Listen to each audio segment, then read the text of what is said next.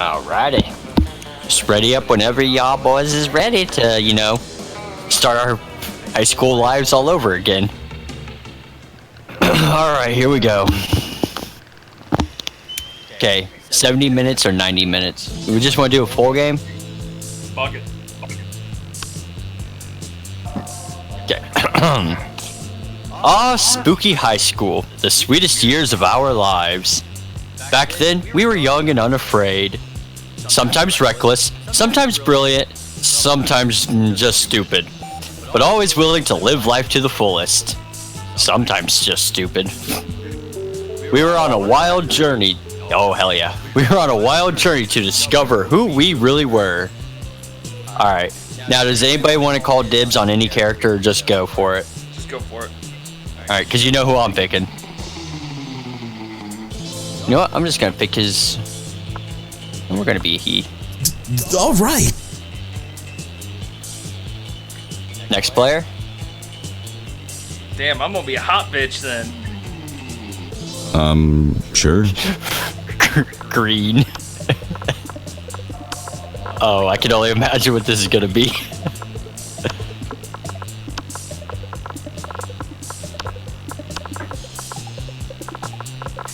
Oh, there's no space. Okay. No, there's no space.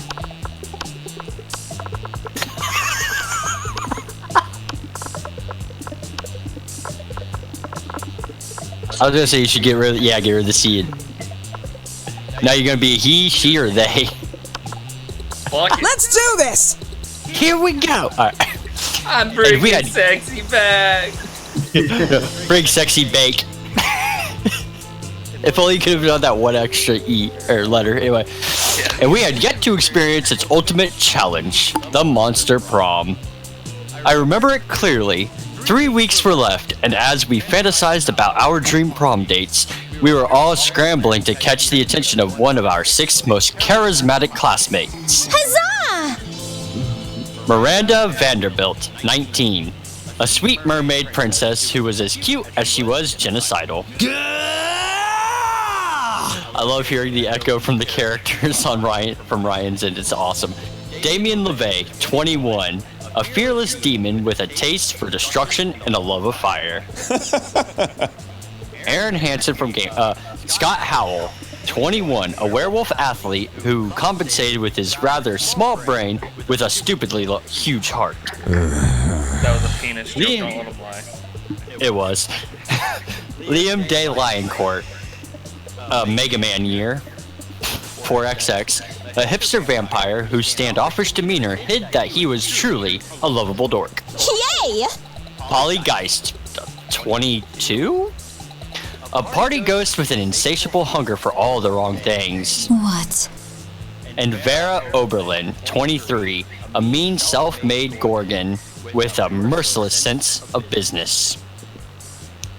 It was clear it had to be one of them, but who? We only had 3 weeks to choose our prom date, and even more daunting, we only had 3 weeks to woo them and conquer their heart.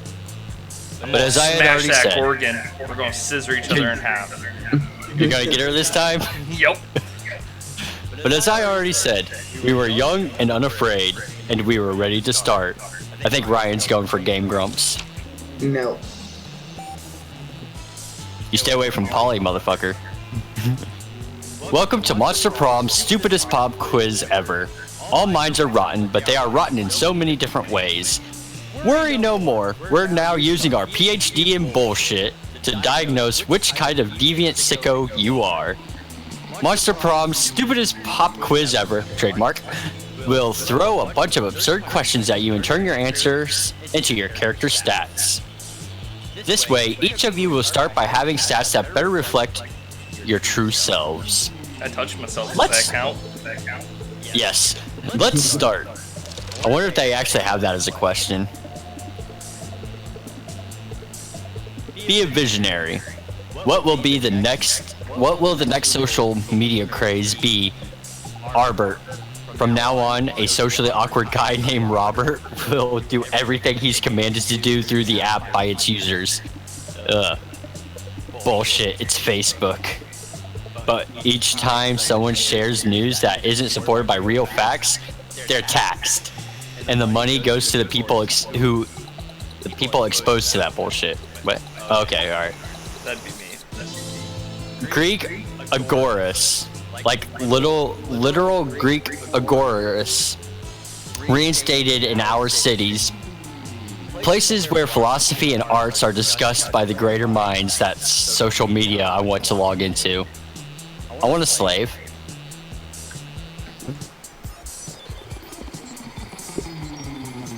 Oh shit, Bang, you're already starting off good. Yep. A radioactive possum just bit you. What superpower did you get? Probably rabies. I'd go to the hospital immediately. The incredible power of writing fan fiction so compelling that the actual creators of the TV shows decide to go with my ideas in crazy ships. The superpower of always choosing the right combination of emojis to get the desired reaction from all people. Seducing my loved ones, burning my enemies, settling any argument, and even conveying complex emotional thoughts. Dude, we gotta go with fanfic powers. Yeah. Yeah. You like the picture they used, though? Yeah. Your partner just gave you a cool gift for your anniversary, but you totally forgot. Quick, come up with an idea for a great gift. Anything capable of leading them to an overdose of some sort. Oh my god, that's Yeah. perfect for your girl here. I know. The abstract concept of gratefulness. What? A silly toy that makes silly noises. That's the werewolf. A pony. Always a pony. Mermaid. Anything on fire. Or a weapon. No. A weapon on fire. The head of their fiercest enemy. That one will be for you, Brandon, if you're going for the Gorgon. Yup. So, Ollie. So Ryan's go for Damien. Damn. They gonna be getting that butt sex on. I mean, he is a demon. He might be able to have both. True. All right. All right, hold up. I'm taking my shirt off, so I'm gonna be in my tank top. Oh man, it's already getting hot over there with Eric.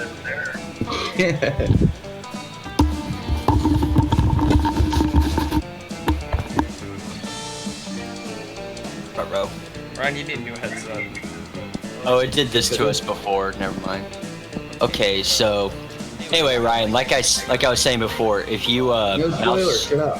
Go no, I mean like you mouse over this, it'll show you what you where to go Eric, when remember, you it do doesn't, specific. it doesn't show what your mouse Oh, right. over. But you mouse over the papers, Ryan, and it'll tell you what you need to do to go to where. Okay, let me see my shit. Ooh, I need to work on my fun. So, outdoors. That day during recess, you start a half-hour rave that goes crazy. You have no idea how it escalates so much, but at one point there are like 300 people. Someone summons demons from a nightmare dimension. The consequences might distort the fabric of reality itself, but who cares? It's a rad party. You gain +2 fun. Later, you're minding your own business when you see Polly floating down the hallway, texting. Just as you're about to approach her... Cool. Oh, fucking werewolf. There you are, Polly. I've been following a scent. The scent of betrayal! What are you talking about, buddy? I haven't been pulling any pranks at all lately. Some very unfunny person messed with my sports gear. They put my left sock in my right shoe and my right sock in my left shoe. Why the fuck does it matter? Yeah. Oh, you can tell, trust me. Polly, I know we're best bros and you would never do a prank to me, but I think you did this prank to me. I smelled you. No, you did it? Because ghosts don't have a scent? Maybe not to a normal person, but a werewolf can smell anything. And ghosts smell like algebra and global warming. What? Right. Is this why we need Shy? Because she can do the perfect fucking white girl voice for her. Well, if ghosts don't smell, then what am I smelling? Of course ghosts smell, like ecstasy, spiked rose wine, and Victoria's seance lingerie. Sure is a... No. No. No. It sure is a mystery. Hop in my van and we'll go solve it, Scoop. I mean, Scott. Yes. Oh my gosh, yes. My favorite things. And it was you. Scott, do you have any idea how many ghosts in this school wear Victoria's seance? It's the ultimate lingerie boutique. Oh. What? So, you're saying it could have been any ghost? Pretty much, but you know what? I would be happy to use my rose wine smelling lingerie scented skill set to help you crack the case. Thanks, Polly. You're a good friend. As they walk away arm in arm, Polly looks over her shoulder and mouths to you, "It was totally me." Yes. But Scott seems content. Their friendship is saved, and Polly seems pretty flattered by your choice descriptors. In the end, the strongest smell here is the sweet smell of success. You gain +2 smarts and +1 charm. Sure. Alright, Rob Red. Damn it. Oh yeah, you can't go to the same place as other players.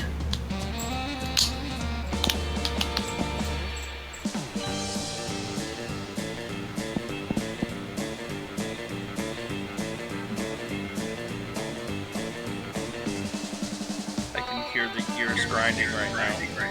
I can too. Alright.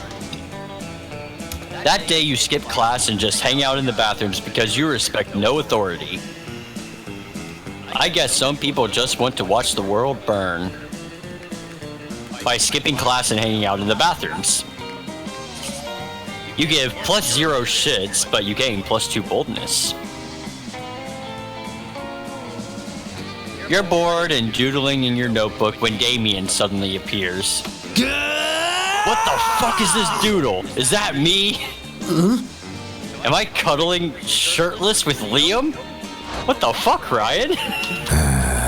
What? Loser. Dude, if you were looking for a shortcut to the morgue, this is your lucky day. Give me one good reason not to cuddle with your face with my fists. Oh no, they discovered your erotic fan art of them. You can't think of any way to calm down the both of them. But maybe the right answer can calm down one of them. Alright, Ryan. What the fuck is this? This fuckery, dear Damien, is art. I present to you, Yowie. Don't be silly. You don't want to fight me. You're clearly fighting against your urge for cuddling. Oh. Then you start tickling Damien. Okay, that's it. In the end, it seemed he actually did want to fight you, and so he did. You need to check your people skills and also some of your ribs, which are probably broken. You lose 1 boldness and 1 charm. Hey, but you did get relationship points with Damien. Bring it sexy back. Oh, I'm right here, buddy. That day you spend time on the library's PCs managing your start kicker. You deceive lots of people with a sensationalist video and impossible promises. Nice. You gain what is that, 100,000 money, but almost everything goes to cover costs and you keep only 2. You catch the sight of Liam and Vera nearby, doing what they do best, judging people. Pathetic. Ugh. Do you see the leggings that Succubus is wearing? How did you get there so quick? I know, right? How could I not? They're about as subtle as the didactic intent of Jonathan Swift's A Modest Proposal. You know, Liam, sometimes I worry that we're the only 2 fashionable monsters at this entire school. But then I realize that's not something to worry about. That's something to feel smugly superior about. I could have put it only slightly better myself. Now focus, Vera. We've got so many more outfits to critique. No way to avoid it. You're about to walk right past them. Quick, improvise a fashion accessory that'll actually impress them. Put on the hot dog costume you keep in your backpack for emergencies. It's so ironic. Liam should love it. Strip naked. Then tell them you're wearing fabric that only cool people can see. Vera is all about being cool.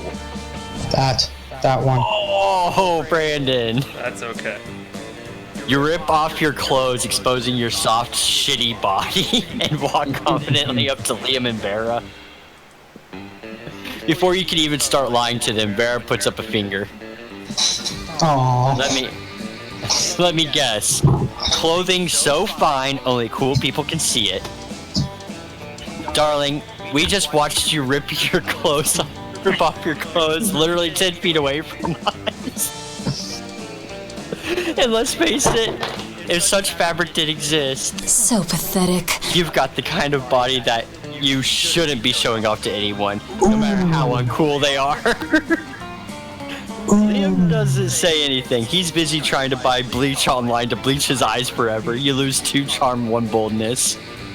Dude, Nick, we gotta get you in on this at some point. I don't have the game. I'll buy it for you. Alright, we're gonna do a challenge like normal. Okay, everybody chooses a food. Penis. You guys are monsters, Enchiladas. Enchiladas, spaghetti, Nachos. Pizza. pizza. You're not involved. Player order is decided based on how unappealing a pizza would be with the chosen food as its topping. So we have enchiladas, nachos, and spaghetti. They already have a nacho one. They already got a Hey, I'm gonna spaghetti take a one. shit. I'll be back. Alright. What's that, Brandon? They already got a spaghetti one. Enchilada pizza. Dude, that is That's- completely appealing. Okay, so Brandon will be last. Or maybe Ryan will be last since, Just hit random. yeah. That was kind of hard to do. I kind of want to try the spaghetti now. Bullshit. Wait, what? Bullshit. Okay, now we get to pick our tables at lunch. All right. Alright. Hey, cool, we can actually go to separate tables and actually not fuck anybody over. Unless you want to go to the witches or the shop. Liam and Polly aren't alone at their table. They're flanked by 2 beefy hobgoblins in school security uniforms. What? Do these 2 have bodyguards now? They aren't bodyguards, they're food guards. Principal Giant Spider found out we aren't eating during lunch, so he assigned guards to us because he thinks we have an eating disorder. And we do have an eating disorder. It's called being dead. Except it's not an eating disorder. It's an identity and a lifestyle. Death style. Whatever. The point is that they won't let us leave until we've eaten our food, which will be never. And I have a meeting of the Smug Superiority Club to conduct next period. I can't be late. If you could just figure out a way around these food guards for us, I'd be super grateful. Like, in a sexy way. Well, you can't say no to that. Time to enact your fiendishly clever plan. Dump all of Polly's food on Liam's plate. With all the deftness and raw sexuality of Indiana Jones, you empty Polly's food onto Liam's plate and his lap. Ah, stop that! It's too much food! I can't even artfully arrange it for a decent food pick. Meanwhile, I seem to have eaten 100% of the food on my plate. No problem, nothing to see here. Luckily for you, Polly, the hobgoblins are complete idiots with no object permanence. They instantly believe Polly's lie. You traitors, I thought we were in this together. You thought? That was your first mistake. I stay high all the time, so I never think. You and Polly ditch the cafeteria, and then ditch school. And then do so many drugs you end up in a ditch. So responsible. Sure. Hell yeah. Alright, Robert. The zombie and the demon. No sooner have you sat down at Damien and Miranda's table that a haunting melody fills the air. It is the melody of cold northern peaks, of cloying sweetness, of a supple bovine teat. The song of the ice cream wizard. What? He's here. I'm gonna eat so much ice cream and then puke on someone I don't like. Oh goodness, the ice cream wizard only comes but once per solstice, during the hour of the ascendant pancake. The fuck is wrong with her? You see an old dude in a floppy blue hat pushing a refrigerated cart with "this shit magic" painted on the side. So many great options to choose. Should I get a magma bar, brain destroyer, chocolate boomstick? Chocolate about- boomstick. Chocolate boomstick. What about fear of death? A frozen cobra? Berserker berry blitz? The wizard's frozen treats invariably turn me into a frog for some reason. Perhaps I simply have not tried the right one yet. But which to try? If only someone would suggest a solution to what is truly the most difficult problem I have ever faced. Try those sugar-basted Prince lips. Okay. Beat him up and take all of his ice cream. How boorish! Did someone say bull rush? No, I said boorish. As in lacking social. Ah, I see. You did not mishear me after all, but we're simply looking for an excuse to beat up the ice cream wizard. Joke's on you, Miranda. I'm never not looking for an excuse to beat up the ice cream wizard.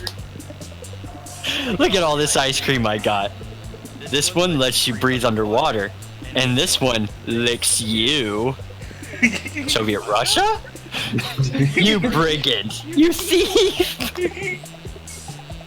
I got some sugar-basted Prince lips. My reservations suddenly seem to have vanished. Good, because I want to try this popsicle. The stick is supposed to reveal how I'm going to die. Huh, who knew my death would involve so many bottlenose dolphins? What? To celebrate the ice cream heist, Damien takes you to the beach and doesn't even try to drown you. Lucky you, right? Let's do this! Freaking sexy bag. As you approach the table, you see Vera delicately lifting a fork full of quinoa Quino. to her mouth. Quinoa? That's what we're going with. Yeah, quinoa. She brings lunch from home. When? No. Okay, good. Food, fork, 6, 8. What? Who do we delegate? Eating, yay, eating. The fuck? Ugh. Ah, Scott, what on earth are you doing? I'm cheerleading you to help you be the best eater in the whole school. What caused this obsession with cheerleading me through mundane activities that require no cheerleading? Everything requires cheerleading, silly. That's why we have cheerleaders for our cheerleaders. But I could see my cheerleading's not working. You haven't eaten anything yet. That's because you keep startling me with your damn cheerleading. I can't eat when I'm startled. No, that can't be it. I must not be cheerleading hard enough. Hey friend, maybe you can help me. I can only imagine what you shouldn't be cheering for Vera to eat the food. You should be cheering for the food to get eaten by Vera. In the walk-in freezer. Problem is obviously that we aren't dressed up as a giant salad. Oh, duh, it's just like when we cheer for the other team to lose instead of cheering for the team to win. As I invented that cheerleading strategy, it gives us a huge psychological edge against teams that hate losing. Go try it now. Those vegetables are gonna get so inspired. To the kitchen to inspire the vegetables. Muffled shouting from the back, but it's not bad. That has been quite pleasing. Thanks. Now I can finally enjoy this quinoa and baby tears salad without unwanted encouragement. All the cafeteria food seems extremely eager to get in your mouth. Cheerleading really works. Okay, let's see what this one is. Player order is decided based on how shitty it would be for your country if you were the president. Yeah, you might as well go random. I mean, I was either gonna say way, it's fucked. I was gonna say Ryan first, Brandon second. I would nuke everybody. How does this keep working? I don't want to go first anymore. I'm second. All right. See what I'm looking at here. Alright. Probably. Give me your money. Oh, I didn't want to go to the shop. Oh, you missed me in my shit, huh? Worry no more. All this shit can be yours if you have the money. Not me, though. Oh, hey, I guess I needed these anyway, right? Wait, what? Power Totem of Zegord, ruler of the Dark Realms. I'm not quite sure if it's safe for the school and the entire Fabric of Reality to sell this to high schoolers, but a girl needs a new pair of badass boots, so fuck safety. Hey, look, Ryan, there's that tampon I was talking about. See, you need that And the penguin coat. mask. I need the penguin mask. Fucking $10 though. I'll get the Thanks. fucking shades. That rose my fun up. Let's do this. Well, I wasted my turn. I was scared of my full this. Like I was.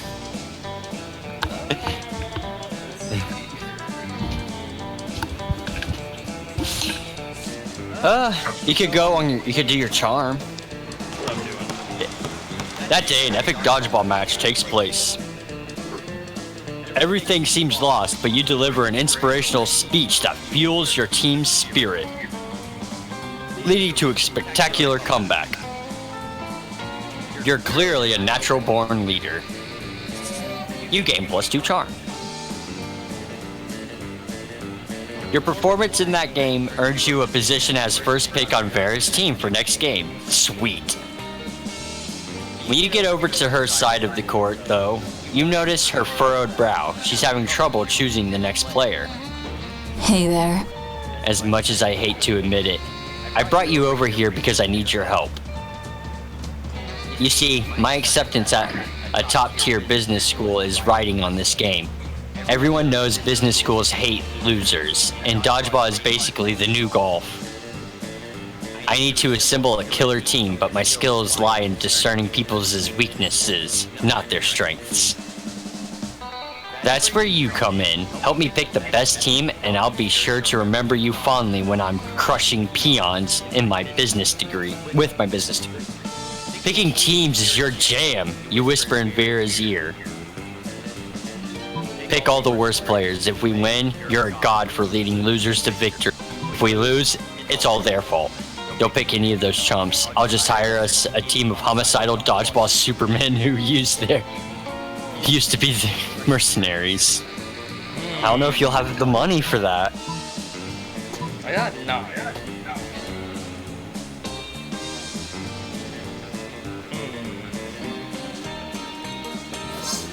Hell yeah. Solving problems through unfair application of capital. Just the thing business schools are looking for. Hire away. You make a call to your preferred mercenary provider. And pretty soon, you've got a team of hobgoblins who look like they could beat the shit out of the moon. Despite the other team's protests, the game begins. It lasts 14 seconds. As the ambulance crew arrives to clean up the wreckage, Vera winks at you. In the end, what matters most is that we work together as a team. Yep, that's the moral of this story, alright. You gain +2 fun and +1 charm. Sure. Dude, Ryan, your character is smart as hell. Yes, Fuck he yeah. is. It's fun.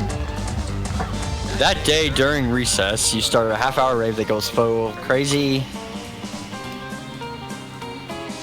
Okay, you're talking to Juan, the small magical Latino cat, when he tells you that you won't ever be as fun as Bob the Scary Clown. You accept the challenge. You go straight to Bob, stab him several times, open his bleeding chest, and eat some of his guts in order to consume his fun. Really? You think that's how this works? Well, it is. You gain +2 fun from poor Bob. Hey, man. You notice Damien and Miranda squatting on the grass, poking something with a stick. You rush over, hoping for a dead possum, but instead, you find them gathered around. an entire tiny metropolis. Fucking metal. Fucking metal. You check this shit out. It's our kingdom. I call it Smalltopia. A tiny voice from the city shouts up at you. It's called West Pemberley, and we're not a monarchy. I was gonna just burn it all with a magnifying glass, but I'm happy Miranda stopped me. It's good to be king. The tiny voice from the city says, we vote for our leaders in biannual elections. Fuck. But we are facing a quandary. How to boost our kingdom's struggling economy. Yeah, the whole place has been facing an economic recession ever since a pigeon stole the hospital to build its nest. The tiny voice says, that red guy stole the hospital and lied about it. I'm used to managing kingdoms that are significantly larger and much more underwater. I'm afraid I'm at a loss. Yeah. Hey, how about being our royal advisor? The pay's shit, but you can take whatever buildings you want. Says the tiny voice. Build a new hospital out of popsicle sticks and hot glue. You know what always boosts the economy? War. I think I saw an anthill over by the water fountain. See, Miranda, this is exactly what I've been telling you. Ocean is usually violence related. You truly are wise, Damien. Very well. To war. The three of you instigate a war with the ants by leaving a trail of syrup between Smalltopia and the anthill. The city is soon devoting its entire infrastructure to combating the Formic menace. Menal! Build barracks, train troops, and construct missile silos. Fuck? By the end of the period, they bombed the ants back to the Stone Age with tiny, adorable nuclear weapons. The drinking fountain will be radioactive forever, but Smalltopia's new military industrial complex really has revitalized its economy. You gain +1 boldness and +2 money as a bonus for your new permanent position on the Smalltopia Defense Council. Damn straight. Nice. Oh, who gets a weekend? Oh, Let's do this. weekend time means party all day, party all night, party at dawn, party at sunset, party at crepuscles in general. What the fuck? And you find yourself partying on down to your fave bowling alley with Damien, Vera, Polly, Green, and Oz. Hey, Ryan, we're involved. Another strike. Yeah! Yeah! Can you bowl slightly softer, just enough that the force of your balls isn't destroying the pins? Force of your balls. God damn it. That's when Miley Cyrus comes on. I came in like a wrecking ball. Nah, man, I can't help how excellent I am at bowling. Excellent at bowling, says a voice from behind you. More like excellently bad at bowling. No, can this be?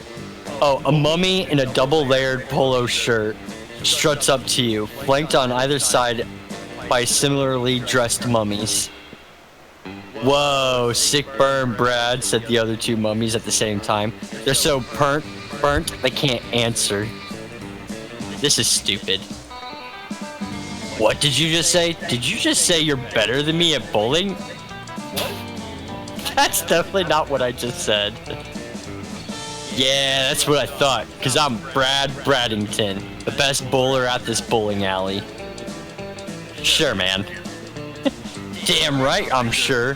Hey, you, what are you looking at? Oh no, he's talking to you, actually. You happen to be looking at him because, you know, it's common sense to look at the person who's talking to you. Do you think you're better at bowling or than me at bowling? No one beats Brad Braddington, especially you. You bowl like my grandma. And my grandma has no arms, or eyes, or legs, or fingers, and is therefore really bad at bowling. What the fuck? This fucking But if you believe you're so good at bowling, you literally never said you were good at bowling. Then listen, we challenge you to a match of death bowling. Unless you're a chicken. Caw, caw, caw, caw, caw, caw. Wait, is that a crow? The other two mummies join him in their own idiotic ways. Coo coo ka-cha. Coo coo ka-cha. All of them are doing what you assume is a very weird and inaccurate imitation of a chicken. Still, it is somewhat insulting, so you accept their challenge. Death bowling is always spelled in all caps and is played 2v2. I choose my bros Chad and Tad as my second player. They have no individual personalities and repeat everything I say, so they count as one person.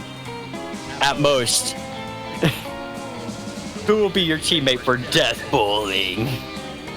Time for you to choose your teammate, and since you're not trying to take either of them to prom, you might as well choose either green or red in case they die.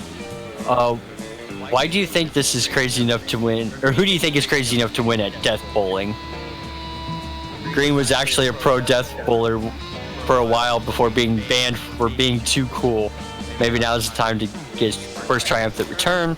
Oz has never played death bowling in his life, but he owns the dopest pair of sunglasses you've ever seen, so it's pretty bold. Who needs the coolness? Shit. I can't remember. Let me guess, it tells you no cheating? No, it says use your memory. Okay, yeah, so yeah, you can't see who's got more boldness. I want to win, so green. Oh, there you go. I thought Ryan had more boldness than A hush falls over the bowling alley. All eyes are on Green as he approaches the lane. Having successfully passed over the pit of hungry alligators, played an incredible electric guitar solo, and vanquished the beast of Lascar, this is death bowling after all. It's unclear why everyone in the bowling alley is suddenly invested in this match when they totally missed the setup and don't know any of you personally. But they're all watching intently, and there's a very dramatic, vaguely 80s music playing, and it's super intense. Green steps up and death bowls for his life. It's spectacular, and Brad and Chad, or Tad, are thoroughly shamed. Here, Brad says, pulling out a broadsword that was somehow in his khaki capris. I have lost at death bowling, and now my life is yours. He kneels, exposing the back of his neck. Oh my god, this is totally reminding me of exactly how I died. Wait. That's not how she said she died before. Anyway. But unlike whoever decapitated Polly after she lost at death bowling, wait. Did she mean she died in death bowling? Or just that she was decapitated? Or just that she graciously allowed her enemy to kill her? The world may never know. Green decides to show mercy and throws the broadsword at Brad's feet, thus eternally shaming him. Wow, says a random businessman who is at a work event bowling to bond with his co-workers, says, you show mercy. In addition to the skill and boldness shown by winning death bowling, that is the exact trifecta of positive qualities I look for in a successor. I'm the CEO of a big and important company, and I want you to be on my payroll. All of you. You're not sure why a CEO wants 6 high school monsters on his payroll, but... oh shit, you just got his money! Oh no, you two both got money. You're not sure who No, it was, they said all 6. No, but you two got the money. Oh, okay. I don't know, because my paper's not up, so I couldn't tell. But you're not going to complain? Not when the two of you now have +1 money, +2 fun. Okay, yeah, so it's just 2 of you. And the love and friendship of some good monsters. You all jump and high-five together, and the camera freezes. It's a bit weird, but definitely super radical. God damn it. Everybody chooses an object. Say your choice out loud. Okay. Nipple clamps. Nipple clamp. Penis pump. Just Nick's A little bicycle laugh. with no seat. What? What'd you say, Ryan? A bicycle with no seat. Genies used to be found in lamps. Player orders decided based on how likely it would be to find a 21st century genie inside of the selected object. Start debating now. Alright, Brandon said nipple clamps. I said penis pump. Ryan said bicycle, no seat. Technically, I should be last because I wouldn't be able to find a genie in mine. Your guys' both are tube shaped. That's true. I would think 21st century has to be the 20. bicycle with the seat because there's a lot of gays. This is a long game. Nick, I'm live streaming. That's, well, it's. I mean, I'm straight. I would not Sure. sit on a bicycle with no seat. I have a gay friend who is sitting on a bicycle with no seat. I was thinking Alright, Harry Ryan, Bush so- nuns, but okay. As you can see, Ryan, the cat is at the library, so that means the library is now the shop. Yeah.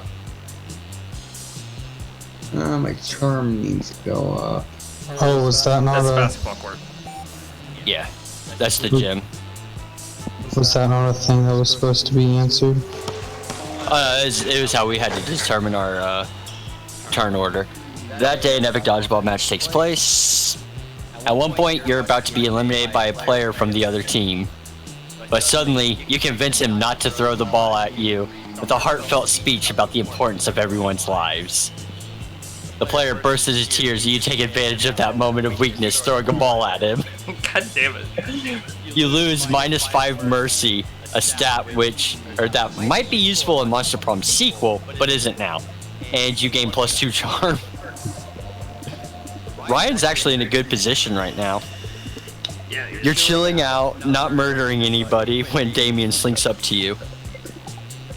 He's hauling a large sack with the words "definitely not a corpse" written on it. Hey, noob. Hey, you're not gonna believe this, but there's definitely actually a corpse in this bag. No. What the fuck? I don't know. You saw that, right? Yeah. Ryan, did you see that? No, I didn't. Amorous amiibo? Or amoeba? Huh. You never would have guessed. Now here's the thing. I'm not saying I'm exactly responsible for making this corpse. At least not without my lawyer present. But let's just say he and I apparently had very different definitions of rock, paper, scissors. Oh my god. Anyway, I'm not interested in going back to jail, so I need you to help me hide this body real quick. It would be an extremely attractive thing to do. Luckily, hiding dead bodies is kind of your thing. You share your brilliant solution. Alright, Ryan.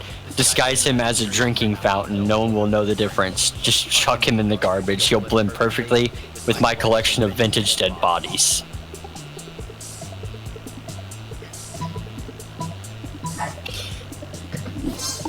Oh hell yeah, Ryan! So bold. You throw the corpse in the back of Damien's dead chariot and hoof it over to your garage. Holy hell, are these all yours? Some of these are total classics. Elvis Presley, Amelia Earhart. Fuck, you've got 3 popes here? I spent all this time trying to be a great murderer. Fucking metal. And the greatest murderer of all was right next to me the entire time. Damien lovingly lays his mangled corpse next to your pristine collector's items. A look of awe on his face. Dude, Ryan, I think you're gonna get the Demon D.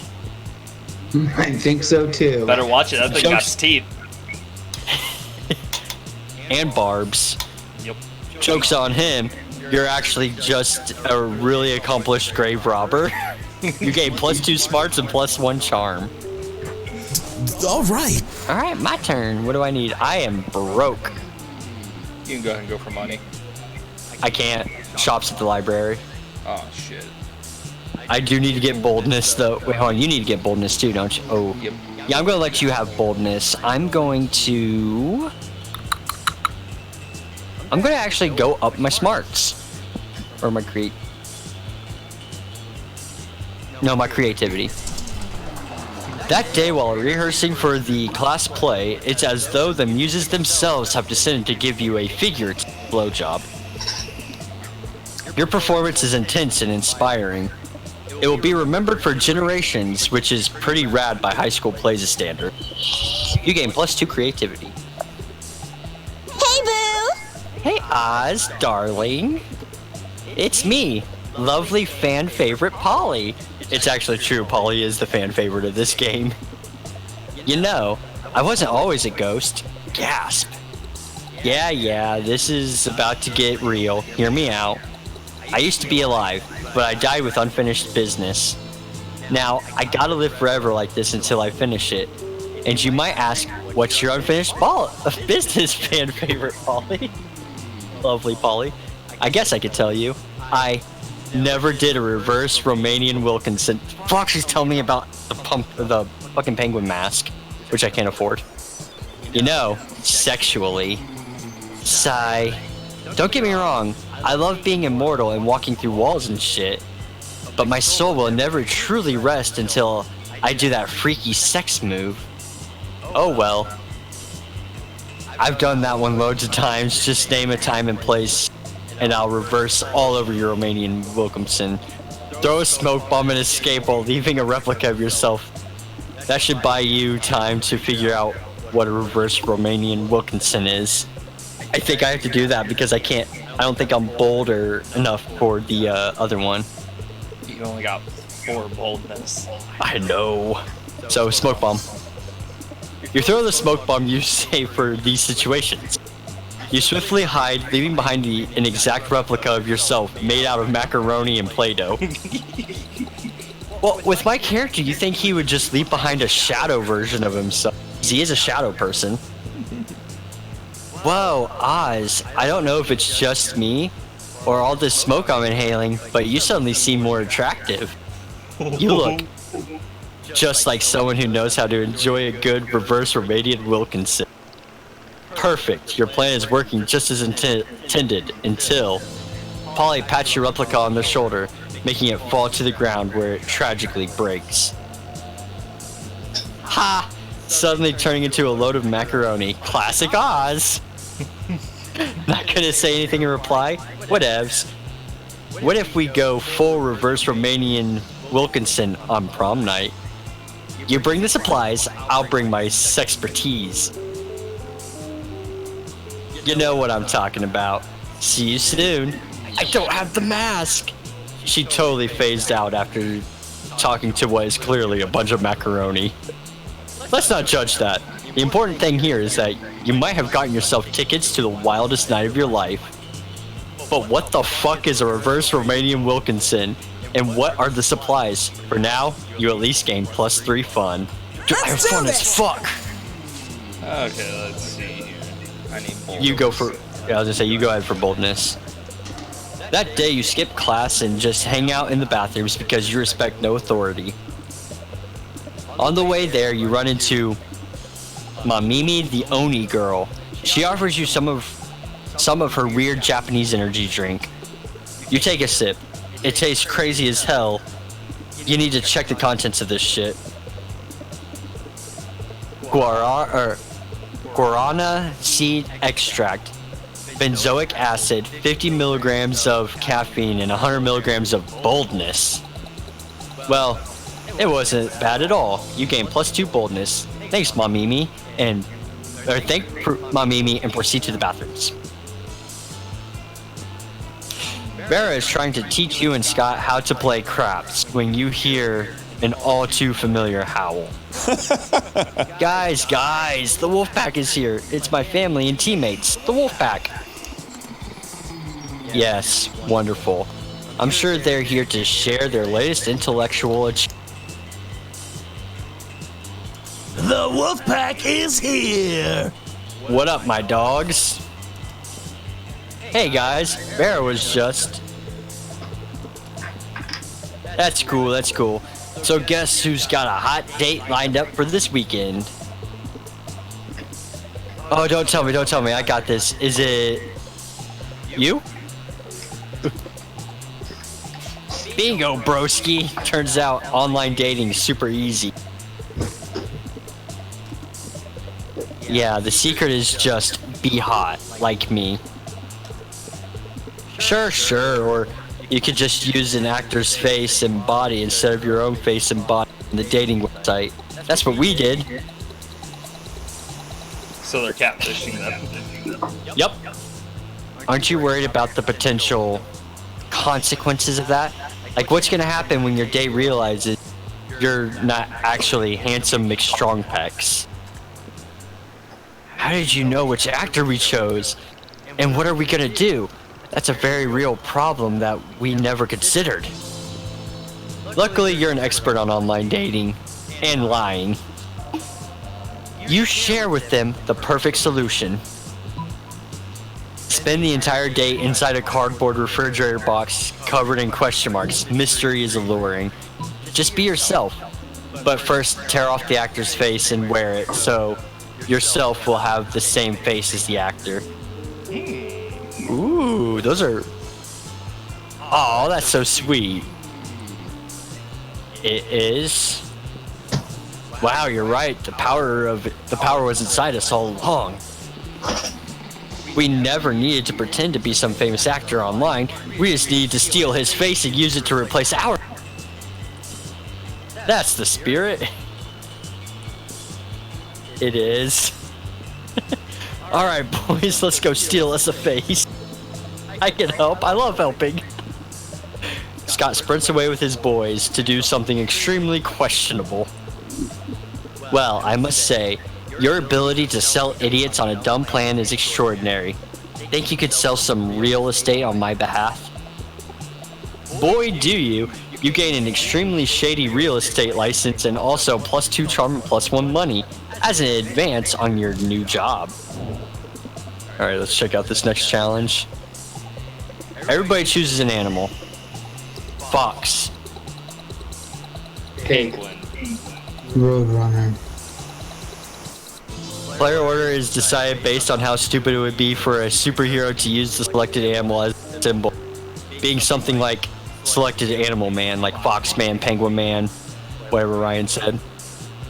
Yeah, what did Ryan say? Pig. Pig Man. wait. So he's just a cop. Alright, Nick, you're the outside party. You choose. Do you need all the information? Do you need all the information again? No. Okay. You said fox? I said fox, Ryan said pig, Brayden said penguin. Well, fox would be the best. The second best, I would have to say, would be penguin, because the resistance to cold and the ability to slide on the belly. And then pig would be the worst because they literally drown in their own shit.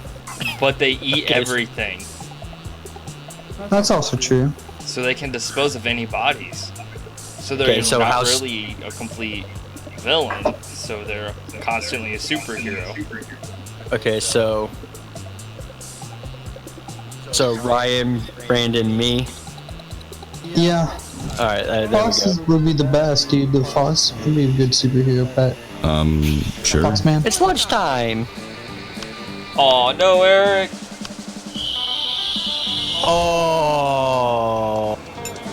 I mean, you could always go to the store. But what do I need to buy at the store? Actually, I see where I'm going to sit. You go ahead and sit with Vera and Polly. I see who I'm going to sit with. When you reach the Prince. When you reach Liam and Damien's table, you find it absent of food, but covered in paperwork. Do we really need all these special forms? Can't we just write death threats on regular paper? For the last time, Damien. Substantive change within an administrated system requires mastery of the mechanisms of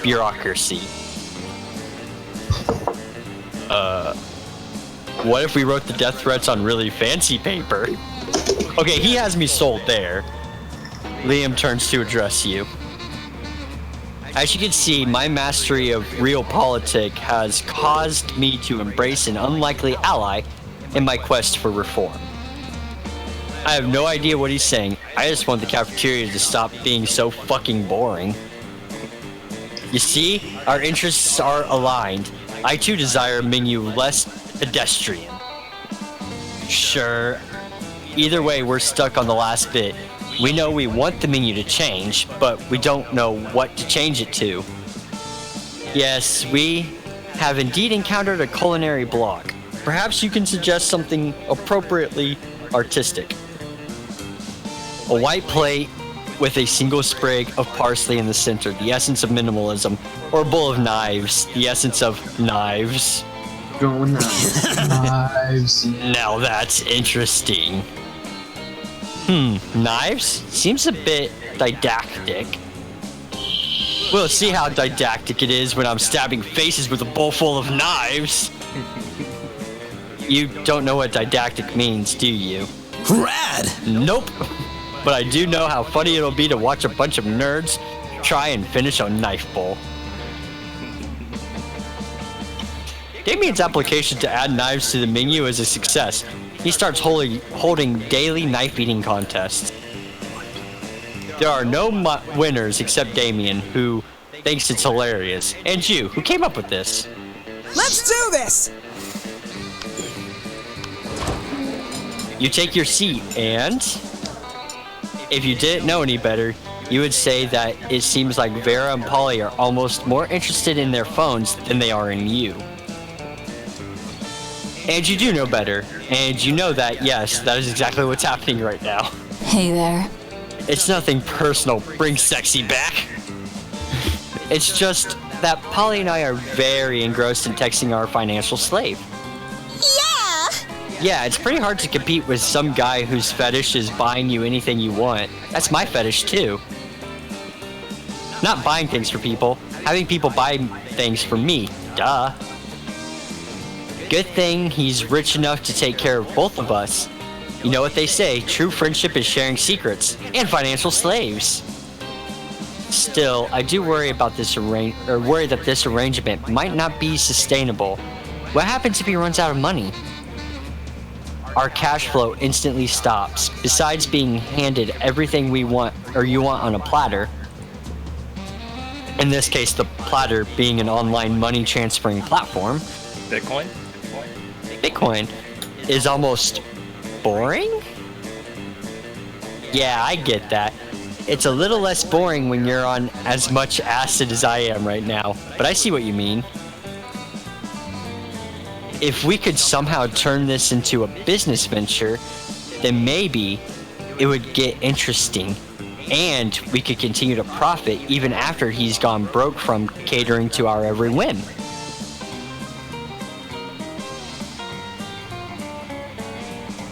With us, we should just tell him to do something totally insane and see if he does it. I don't know. A weirdo giving away his money and getting into hijinks is great and all, but I want to start making real money. Money is fine, but my favorite currency is chaos. Seems like the ladies are at a very exciting crossroads. A bystander can give them a nudge in the right direction. Grow this arrangement into a business. Just escalate and delegate. Have the financial slave go and acquire his own financial slave to give him money. That financial slave go and find a financial slave. Blah, blah, blah. Tell him to marry a llama. That would increase our income exponentially. Immediate. Which are two of my absolute favorite adverbs when it comes to monetary gain. I mean, one financial slave between the two of us is already strangely a lot to handle, so managing an army of them sounds draining. But as long as it's a pyramid scheme, and we're at the top of the pyramid, where we don't have to actually deal with lowlives, who cares? Meh, I think I'll just go check on my toilet wine. Don't worry about her. Polly wouldn't know a good business idea if it slapped her on the ass. I don't think that's true. Which happened one time, actually. But it's a long story, so forget it. Anyway, we can tell people in order to become official certified financial slaves, they have to buy a kit of supplies. And they'll start at dirt slave, and then if they get 5 financial slaves under them, they can become a pathetic ground slave. And then they can work their way all the way up to gold, diamond, platinum, Sao Chow, Mocha, Grand Supreme Slave. What the fuck? This was a great idea, Bring Sexy back. We should go write the business plan together and prepare to profit. Did Vera just say she wants to profit with you? Holy shit, Vera sharing her cash flow is like third base for her. Awesome. All right. Alright, are we ready to have a headache? You're just trying to enjoy a meal in peace when space untwists itself to reveal the interdimensional prince. Greetings, my love. Most glorious hero. Thank the squid star I found you. Cthulhu? I have been confounded by the most fiendish riddle. A riddle that has vexed me for days, nay, weeks. The riddle of how to change the ringtone on my new smartphone. This interface is more torturous than my palace labyrinth. For real? You grab the prince's phone, change his ringtone to Butts, Butts, Butts, all about those butts by the Booty Bros. My hero. What seems difficult to me is trivial to you. And you even guessed which ringtone I desired. A true all-time classic from the 6th dimension. There is only one way I can repay you, by bestowing upon you a superpower of your choice. I can do that. I'm the prince of another dimension.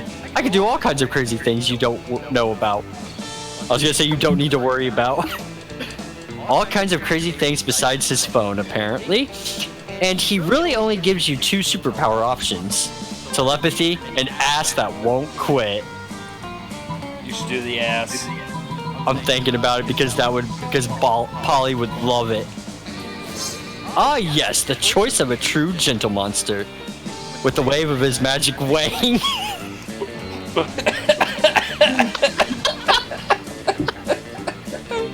The prince imbues your ass with boundless work ethic. Does that mean he slapped his dick on your ass? I don't know, unless he just waved it around. He helicoptered. There we go. That's it. He helicoptered your ass. By day, your ass amazes your classmates and creepy teachers. Ugh. By night, it does your homework for you. All that work makes your buns super tight. You gain +4 charm. Holy shit, I'm charming as fuck. But you're broke as fuck, too. I'm broke as fuck. Hey, Polly doesn't need money. She just needs fun. That penguin mask. Yeah, she needs that penguin mask. Player orders decided on how early you would die during a zombie apocalypse. Dude, Well, Ryan is a zombie. No, dude, that's hard as fuck.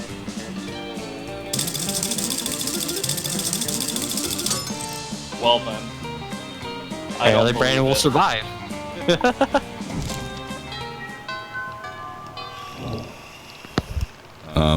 Sure. Okay, so class has the store in it now. Ryan, you need to work on your charm some more, bud. Back to the gym. That day, an epic dodgeball match takes place. Amidst the battle, you spot a fellow player that seems utterly discouraged. She thinks she's not worth anything at dodgeball, and she attempts to throw a ball at herself. What? How the fuck does that work? You explain to her the many ways you think she's unique and wonderful while also defending the many pleasures in life. With your help, she's capable of finding reasons to keep playing and gains a sense of self-worth. You gain +1 BFF. Sadly, she's not part of this game, so that beautiful friendship will take place off-screen, and +2 charm. You see Damien beating the piss out of a goblin like he always does when he's depressed. You go over and ask him what's up. It's this whole heir to the throne of hell thing. It's really bumming me out. I hate being a prince of hell, and I'm gonna hate being a king of hell even more. I mean, how am I supposed to rebel against authority when I am the authority? Ugh, not even beating the piss out of this goblin is cheering me up. Damien continues to beat the piss out of the goblin, but his heart clearly isn't in it. I mean, is there anything rad I can do as king of hell? Literally anything? You're forgetting about the ultimate way to fight authority, total war. Kings have harems, and I'd definitely join yours. Are you charming? Oh, he wasn't bold enough for war. War? What the fuck is that good for? Absolutely nothing.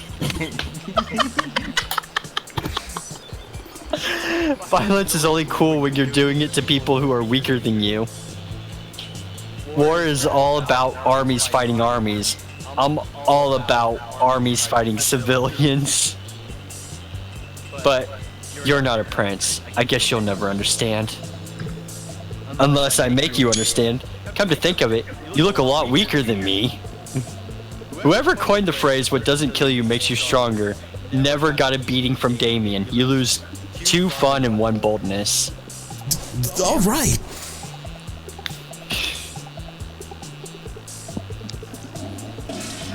That day you skip class, blah blah blah.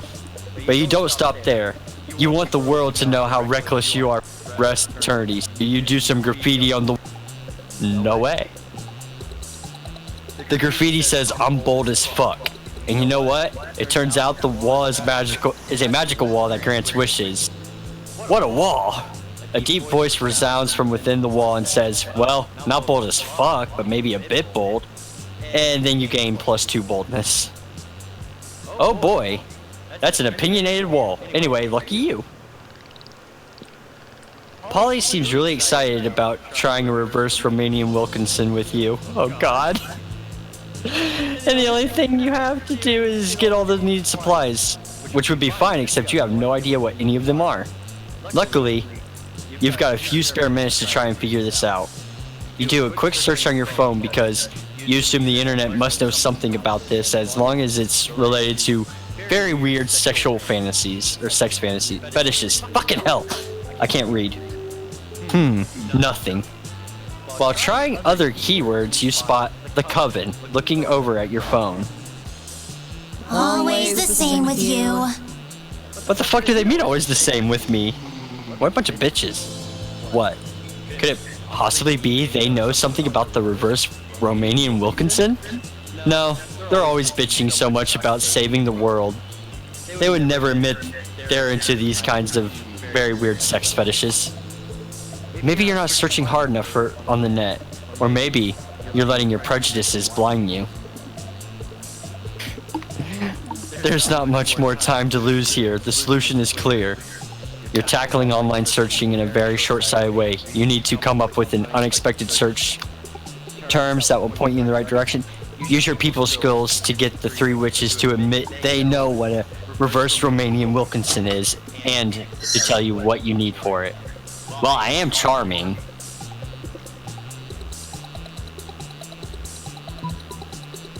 I think the internet search would be creativity or smarts. So let's go charming. Yes. Use your refined persuasion skills with the Coven, which include techniques such as repeating, "Tell me what the reverse Romanian Wilkinson is," to the point of exhaustion. Okay, we might know what a reverse Romanian Wilkinson is, but we know because of saving the world. Right. So you'll need a penguin mask, a bag of marbles, and a kilo of guacamole.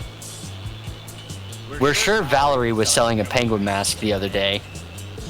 Don't think we have a kilo of guac for you. What kind of pervs do you think we are? We totally have a bag of marbles, though. How about you keep the marbles and we never mention this again, okay? Okay, bye. Nicely done. In the end, it turned out to be exactly like that old toy commercial jingle. Marbles, marbles, you never have enough. They're perfect for booby traps and super weird sex stuff. So, did I grow up watching different TV than you guys? Because I don't remember that one. Me either. Huh, these marbles smell funny though. Maybe they're already used? Oh god. At first you feel like that's not okay, but then again, you're about to get into some really kinky stuff, so who are you to judge? Your mind is opened and your excitement grows. You gain +2 creativity and +1 fun. Let's do this! Fuck, I don't have the penguin mask. Oh, what do I got here? Money 11. How long does one of those games usually last? You 90 can minutes. choose. It depends on how many players you have too.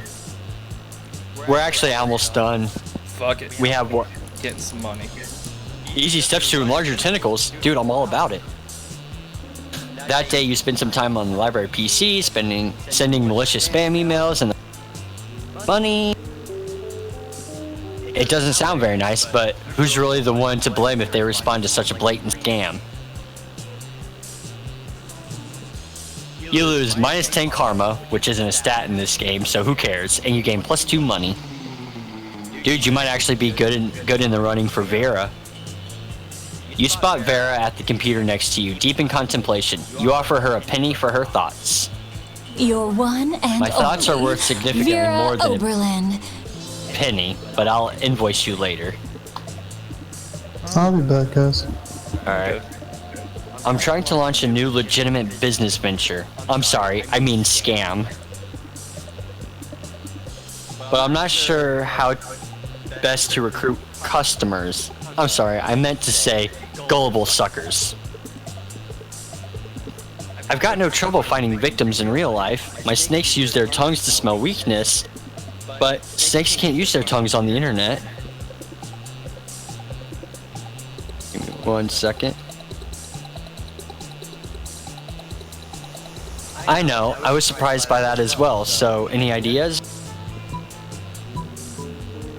A flashing banner that says you will literally die if you don't click this right. A post on Reddit asking for suckers to join your new scam. If they're really suckers, they'll join anyway.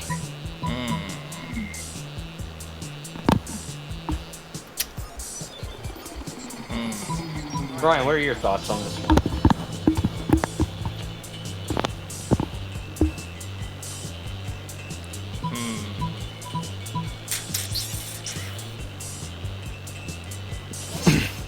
Ooh, a marvelous idea. I can run it on medical websites. Ooh. And I can really sell the lie by having anyone who doesn't click the ad killed. Soon, everyone will be clicking it. A whole world full of suckers. You know, they say a sucker is born every minute, but we all know that's hardly enough suckers. Suckers must be made, like Frankenstein's monster, but far more lucrative. Vera commissions you to produce the banner ad, which takes you like 4 minutes in MS Paint. Gain +2 money and +1 creativity. Fuck, Brandon. Hell yeah. 15 money. Alright, let's see who something happens to this week. Oh shit, I can help one of you two. Look it. All right. On Saturday night, you're at a cool pizza place that cooks pizza in a real pizza oven. Little did you expect that when the chef opens the oven to get your pizza, Damien appears from the flames. Oh god. How does that work? Can he teleport through fire? Has he been waiting inside the oven all this time just to make a kick-ass entrance? Ah, the mystery. My dude, I fucking hate needing people's help, but I might need yours. Don't let it get to your head or I'll stab you so I don't have to owe you anything. Enough threats. Here's the deal, fuckhead. I might or might not feel attracted by your buddy Greed. Oh, fuck, Ryan. You gonna get that demon peen. Am I gonna be a dick or a dude? You know the one, always making absurd choices, being equal parts stupidly sexy and sexually stupid, and with that nice booty. Hey, whoa, whoa, whoa, whoa. I'm the one with the nice booty. It does your homework for you. It does my homework for What he me. doesn't know is I'm a top.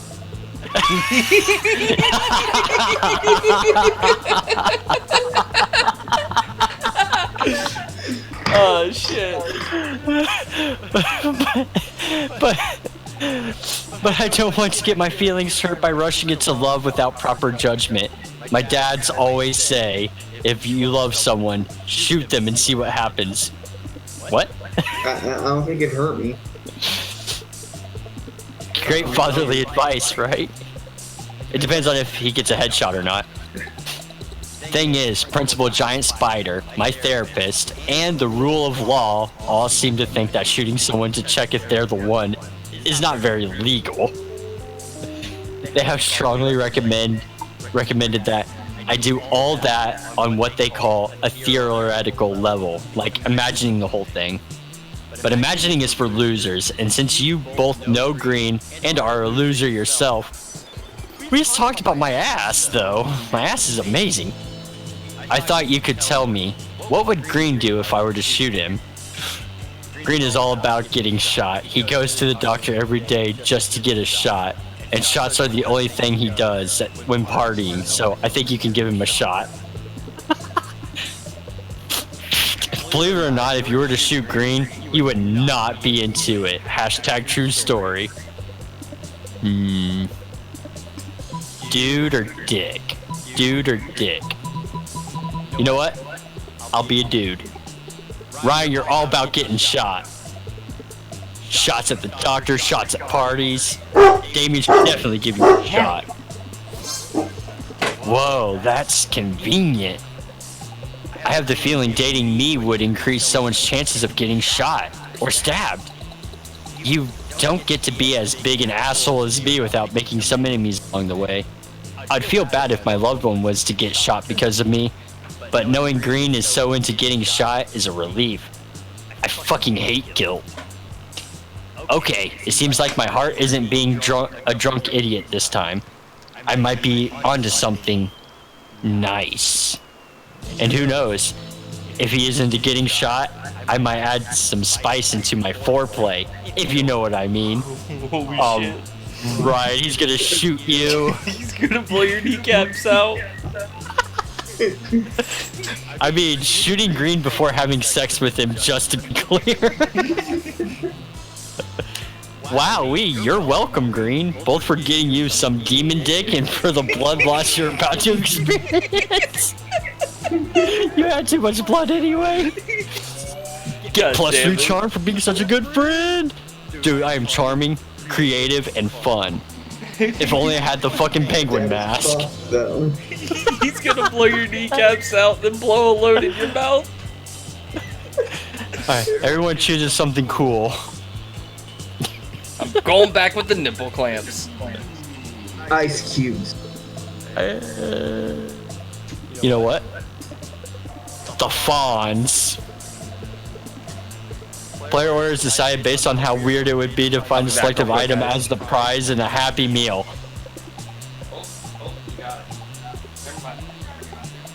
I think finding the Fonz as a prize in a Happy Meal would be the fucking best. Yeah. Ice cubes in a Happy Meal, though, I think that would be I would be wanting to get my money back. Nipple clamps as a prize in a Happy Meal. Depends on who it is. That is, yeah, that's true.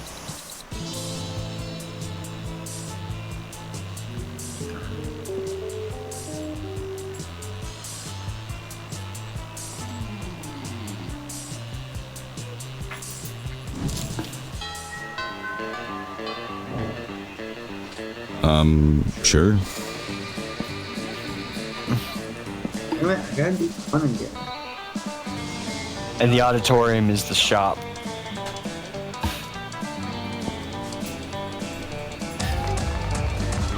Day recess, half-hour rave, goes full crazy. Everything is fine until the small magical Tino cat asks what you think you're doing. Okay, so what I miss? We picked the order. It's Ryan, you, then me. So what Damn, was the you question? didn't remember. It was how weird it would be to get that item as a prize in a Happy Meal. And what I was like, hey, ice cubes? Ryan said ice cubes, and I was like, dude, I'd want my money back. Dude, nipple clamps. Nipple clamps. Who you are, though. It depends on who you are, and it's like no matter who you are, getting the fawns as a prize in a Happy Meal would be the best. But nipple clamps, that would be weird as fuck. Especially in a Happy Meal, because then you're just a child getting nipple clamps. Start them early. You said it was a child getting a Happy Meal. That's true. It doesn't matter. Hey, you're still going before me. You're not going last this time. Damn, you didn't remember you suck at dancing. But you decide to go all in and pretend it's a new dance move, apparently called the Groovy Musaka. Juan looks at you and he asks you to teach him the Groovy Musaka. In no time, half the party is following your steps, enjoying the Groovy Musaka all together. It's a party to remember. You gain +2 fun and a cool story to tell your grandkids someday. You mean your grand demons. You're taking a break when Scott, Damien, and Vera when the whole wolf pack comes stomping over. Oh great, it's these boneheads again. I wonder what they want. The wolf pack is here. Hey Scott, what's up, dog? And non-dogs? Eat shit, you fucking flea farm. Whoa, Damien, calm down. These guys are my cousins. Even more important, they're my teammates. Oh yeah? Well, if we're so important, how come we didn't see you at the dog park last full moon? Last full moon? Oh wow, I don't remember. I was at the bowling alley with Damien and Vera, and then it was the next morning and I was naked and covered in blood. Oh yeah, that night was rad. Naked and covered in blood. We all wake up naked and covered in blood after a full moon, Scott. But we wake up naked and covered in blood together. Whoa. You know why? Because we're werewolves. Question is, are you?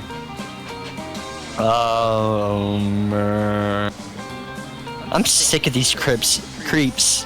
Whoa. I'm sick of these Crips always harassing Scott. Are you in the hood now? Talk about Crips? Well, I mean, the way Scott's dressed, he does look kind of like a blood right now. Yeah, true. And look at Vera and Damien. They're wearing all blue, so they look like they look like Crips too. Oh, fuck.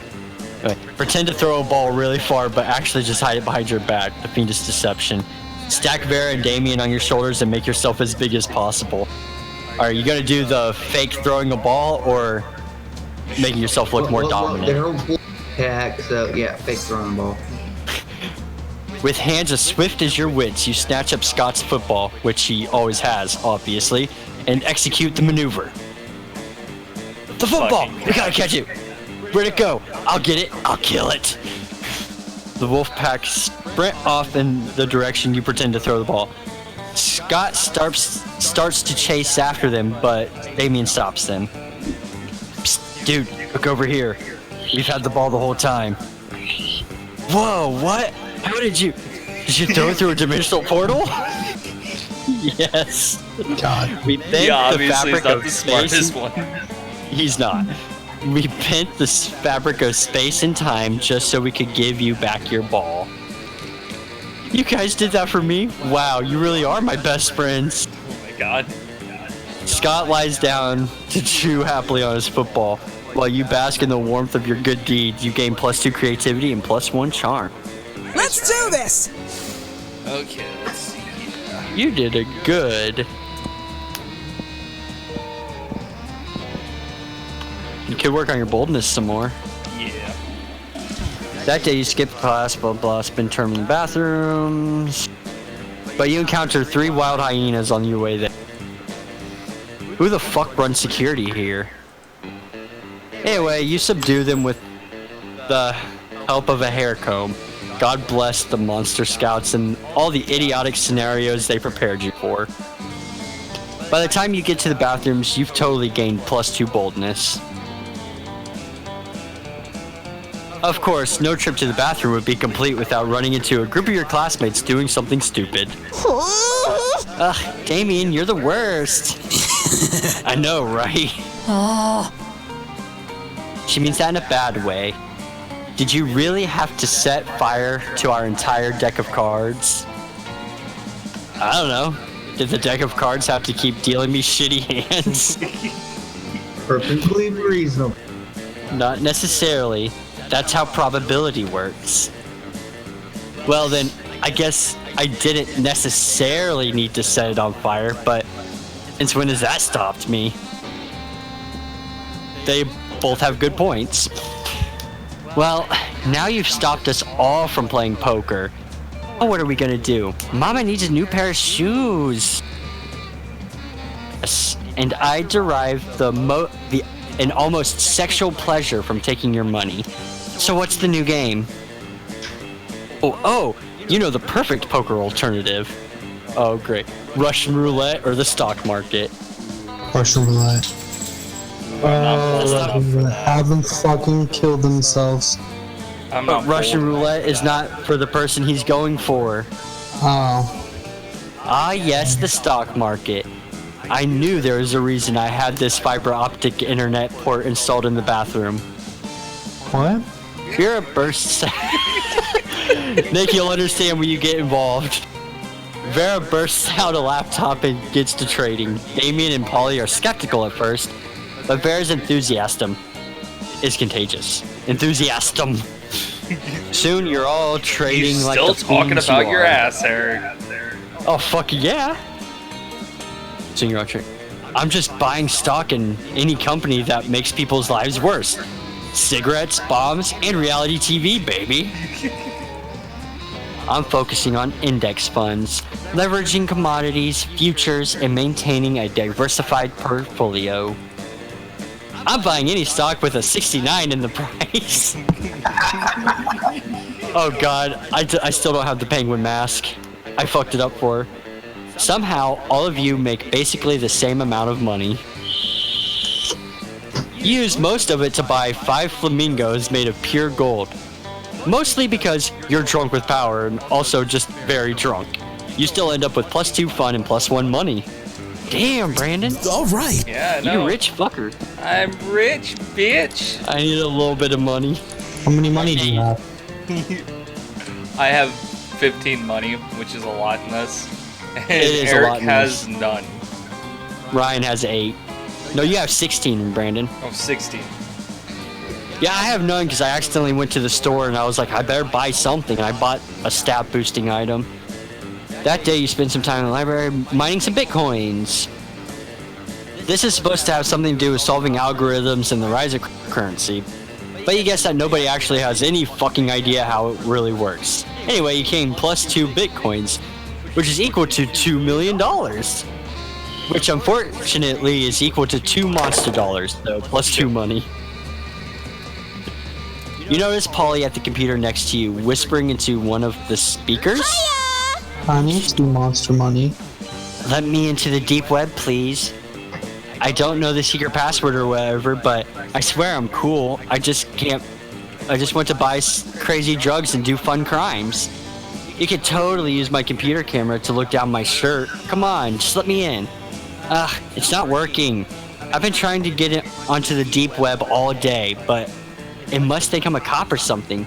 How am I supposed to even do this? There's not even a bouncer I can flirt with. It's called the deep web because you need to bury your computer in an ancient crypt in order to access it. The password is Blueberry. What the fuck? Just Blueberry. That's a good password. Ooh. I would have picked Blackberry because nobody likes those anymore. Blackberries are good. And plus, I'm talking about the phones. And plus, like, the deep web, Blackberry, darkness is black, dark, black. Ooh, I'm trying to figure out, what do you think would be for what? I think Blueberry would be creative, right? Yeah. And then the crypt would be bold. Douchebaggery, that's what it would be. Yeah, I'm going to say the password is Blueberry. Yeah. Oh, that was smart. What? And I don't have good smarts for that. You lean close to the speaker Polly was whispering into, your lips close to hers, and say, Blueberry. Immediately, her computer grows eyes, the keyboard becomes a mouthful of sharp teeth, and it attacks your face. Blueberry was the old password, you idiot. The new password is sandalwood. What is even happening? Is that computer eating your face? Is this real life? What's that? You want me to help you? Like, I would, but this is way too funny. That's the last time you forgot to read read the latest issue of Deep Web Passwords Monthly. You lose -2 fun and 1 smart. I'm still fun as fuck though. Alright, another challenge. Everybody chooses a movie. Oh, Wicker Man. Friday the 13th, Wicker Man. You know what? Because it's new. Brightburn. Still haven't watched it. Player order is decided based on how hard it would be to explain the selected movie to an old person. I win. Wicker Man is hard. Friday the 13th. Hockey mask villain or monster kills teenagers. Brightburn. Basically, evil Superman. Yeah, that's all. Evil Superman. Yeah, that's all you need. Lunch No, time. evil Superman as a child. Let's do this! Hey, look, there's the table with Takahata 101 sitting at it. Takahata 101. Yeah, he does a voice in this game. There's the store, but there's also the Monster Hunter, Brandon. Why would I want to fuck with the Monster Hunter? It's just a random event. You could get some stuff. You can get some stat boosts. I don't know if you can get stat boosts from her in the lunchroom. Though. Well, my then again, smiley face is completely full. So I think I'm sitting at good standings. I think that just means it's your turn. Did you see who left Team 4-Star? Who left Team 4-Star? Oh, I can't fucking remember his name. Plus, I want to give you some time with Polly. To make up for that fucking computer lab incident. Yeah. Fuck it. Yeah. Alright. Oh, I'm gonna look this up real quick too. Team 4-Star. Okay. You find the Slayer sitting alone at a table. Is she even a student or what? This isn't possible.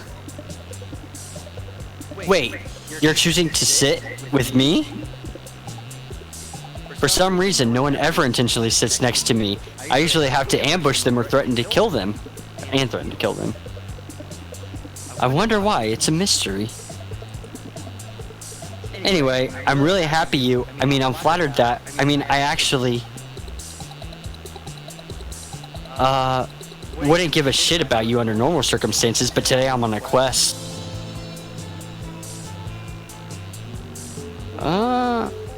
I'm not seeing it on their Twitter, Nick, so I don't know. It was a while ago.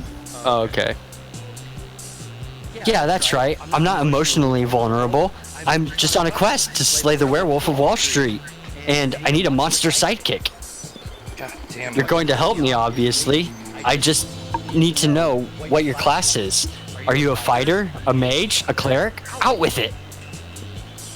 Oh, you're something much better. You're a... Party Smith or a gun haver? I'm a gun haver! America!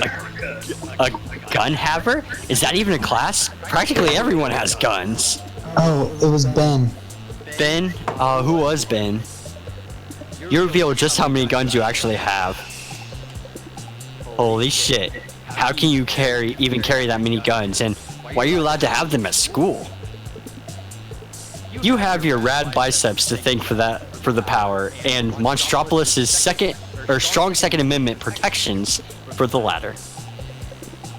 Okay, well, do you have silver bullets? Werewolves are only vulnerable to silver bullets. Man, there isn't a color of bullet that you don't have. America! Well, alright, let's go on an adventure then. He played Bubbles, Nails, Dr. Bruce, and the farmer with a shotgun. HBIK. That was HBIK. Yeah, HBI 2K. Damn, I liked him. He left Team 4-Star. You traveled together to Wall Street, where you shoot the Wolf of Wall Street with your guns. Alright then, thank you. And now I'm going to go ahead and run screaming away from you, if that's alright. It totally is. God bless Monsteropolis. You gain +4 boldness. Hell yeah, sure. America! All right, Ryan. Damien, Scott. Okay, so the table that Ryan's sitting at now, Nick, with the characters. Yeah. One of them is voiced by Aaron from the Game Grumps, and another one is voiced by Takahata. I love Takahata 101. You should watch his D&D campaign. I do. Ah, yeah. Yeah, I watched one of them. No, I watched Team 4-Star at the table. He's in some of them. You need to watch The Unexpectables. That's the one that he's permanently on. It's him, his sister, Gaijin Goomba, Chris Zito, and Senile Snake. But there's just so many. I didn't see it was on there, and then when I did realize that it was there, they were already like 40 episodes in, and I was like, fuck. So after this, we're gonna switch over to RL Craft. Oh yeah, because it's Shy Home now? Yep. I'll still buy it for Nick so that he'll have it. That's all good. I don't mind that. You find Scott and Damien shoveling hot dogs and mashed potatoes into their mouth. Coach cheers them on. Always believe in yourself. Download this RL Craft. Go, boys, go. Munch your way to victory. Ah, there is no truer sport than an eating contest. 10th, Crutch. Shove and limit ETH. It looks like it's a pretty fair fight so far, but where's the fun in that? Time to step in and tip the balance. Distract Scott with surprise fireworks, slather Damien's hot dogs with holy ketchup. Oh my god. You definitely gotta distract Scott. Yeah, you gotta do the fireworks, right? Yeah. You would? What the hell? You were planning on setting off those fireworks in here anyway, so... So you let them rip. Hey, stop that. Who did that? Who's making noise? I'm yelling because I'm scared. Sounds like a fucking dog. They found us, Scott. The Viet Cong. Oh lord, it's not... You're giving the Coach Stop flashbacks. Scott and Coach flee the cafeteria and Damien lets out a sigh full of equal parts relief and mashed potatoes. Ugh, thanks. I was just eating like I normally do when those two idiots came over and turned it into a sport. It's not my fault. I eat so fast, I've got a literal furnace in my stomach. Damien lets you have some of his half-chewed hot dogs. Nice. Some would say that's almost like making out with them. All right. He keeps it up, he's gonna have another wiener in his mouth. After he blows out his kneecaps. I can't keep a conversation. Alright, business idea. People pay a monthly subscription to prevent me from drugging their food. Business idea. People pay me a monthly subscription to put drugs in their food. Dude. Business idea. What's up? This is perfect setup right here. Just saying. Yep. Business idea. Price out the cafeteria's current food supplier by selling plastic food. Business idea. Nipples. Oh my god. Just nipples? Yeah. Okay. Wait. Business idea. Use clever marketing and food science to create the perfect new diet craze and sell it for an insane profit.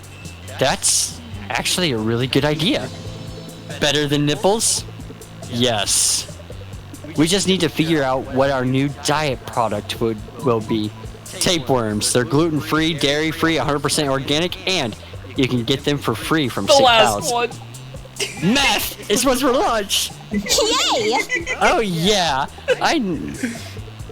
You know, I was just complaining the other day that I made way more meth than I can ever do myself. The profit margin will be incredible. The problem is the name. Meth is has a really terrible reputation. You need to rebrand. You mean come up with a new name? Like Skinny Fun Powder? Or probably not meth? Probably not meth. Yes, except not either of those. Oh, I know. I've got the perfect name. Don't say nipples! Kill me. But it turns out Nipples is the perfect name for a drug you want to sell to high school students. Polly makes a killing, and drug dealing turns out to be a very romantic bonding experience for the two of you. Damn, I was hoping to get money for that. Nipples. Everybody chooses a brand. Ooh. Marble. Marlboro. Marvel's not the brand, my guy. It's Altera. Okay, well, since we're on that same pathway, we'll go Freemax. Swisher Sweets.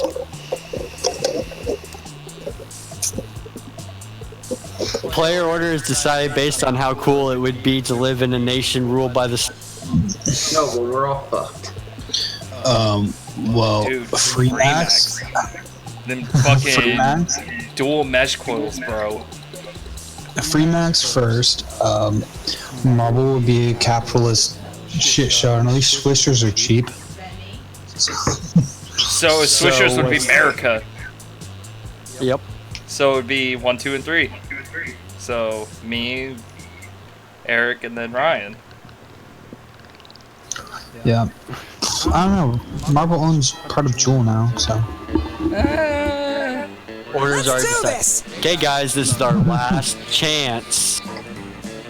This is our last one, so make it count. Epic dodgeball match takes place. Many people fall during the battle. You can't take anymore, so you valiantly go straight to the other team's leader and start negotiations for a truce. After hours of intense diplomacy, you commit to an agreement with an unexpected twist. You gain plus 10 righteousness, but this game is so wrong in so many ways that you would be lucky if you could do anything with that, and plus 2 charm. Hey, bring sexy back. Remember that one time at that one party where you explained to me in great detail your brilliant secrets of the business world? Holy shit, you do not. And that doesn't sound like your idea of area of expertise at all. You must have been pretty drunk. But it's Vera, so you smile and nod. Well, I will be attending a very fancy and important business dinner event tonight, full of powerful people by exclusive invitation. And by exclusive invitation, I mean I'm going to use my Gorgon powers to turn the concierge into stone and then sneak in. God damn it. I'd love to see you put other people's money where your mouth is, if you're not doing anything tonight. You're planning on reorganizing your collection of very rare mint condition Pokemon cards. Pokemon! Pokemon! The popular trading card game, based on the even more popular video game Pocket Humans. Each card depicts a human being with a specific job and bio. But that can wait. So, when the time rolls around for the fancy business dinner, you shove them in your pocket and roll out. I'm bringing my cards. Bring sexy. Apparently. Bring sexy back. Over here. Glad you can make it. Oh, yeah. I've been raking in business cards hand over claw so far. I met Gertrude Gorgonzola, the Diamond Tampon Tycoon. Whoa. And Ray K. Bebop, the social media influencer rapper robot. And they're both very excited to do business with me. How have you done so far? You turn out your pocket to show Vera the evidence of your endeavors, which consist of the lobby card for the hotel the convention is in, and the only thing handed to you by a real businessman, a sticky note with the word no written in red Sharpie. Oh. Maybe I should have invited someone else. Literally anyone else. No, it's okay. You still have an hour left of the event. It's time to pull out all the stops and choose an amazing tactic to get as many business cards as you can to prove to Vera, that a valuable business asset, or what a valuable business asset and or prom date you are. You may have no business and therefore no business cards to exchange, but you sure as hell have Pokemon cards. Convince the business people that, or you have a rare disease that can only be cured if you are given 100 business cards.